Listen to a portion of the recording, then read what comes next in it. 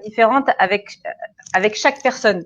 En réalité, que ce soit vendeur ou acheteur, c'est les individus qui font la différence, c'est pas forcément s'ils sont acheteurs ou acquéreurs, c'est ce que tu veux dire. C'est ça, en tout cas, c'est ce que je vois pour l'instant. Ouais. Après, je pense que par rapport à la question de Céline, la différence d'état d'esprit du vendeur par rapport à l'acheteur, ça va être que le vendeur, ça va être plus quelqu'un qui veut vendre lui-même, avoir un petit peu la main sur son projet ou apprendre à savoir faire.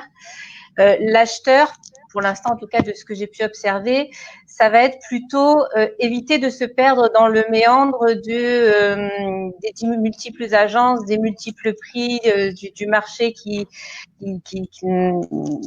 voit vraiment de manière très hétérogène en vitrine.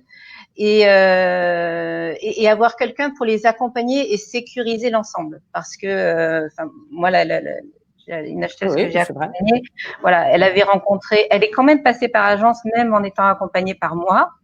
Par contre, elle avait visité plusieurs biens, elle s'était positionnée et elle avait rencontré des professionnels très compétents, mais elle avait aussi rencontré des professionnels qui lui racontaient tout et n'importe quoi. Et du coup, elle savait plus comment faire la différence, puisque elle n'était pas suffisamment, n'avait pas suffisamment de connaissances sur le processus et le marché immobilier. Donc en fait, toi, tu arrivais complètement en conseil en fait de ta cliente. Exactement, parce que moi, j'avais aucun intérêt à la vente, à la pousser à l'achat d'un appartement. Et c'était vraiment par rapport à son projet. Qu'est-ce que vous en pensez par rapport à mon projet de base? Oui, mais là, ça peut évoluer de cette manière. Et à la connaissance du marché. Est-ce que là, c'est trop cher? Est-ce que c'est pas trop cher? Comment je me positionne? Comment je négocie? Voilà. La rassurer sur le plan encadrement administratif et juridique. Sur la copro, est-ce que ça se passe bien? Est-ce qu'on vous a dit ce qu'il fallait par rapport à vos craintes et à vos besoins? Voilà, ce sont les deux approches un petit peu différentes du vendeur par rapport à l'acheteur. À mon sens. Donc ça, c'est bien. C'est bien parce que c'est de l'adaptabilité à chaque fois.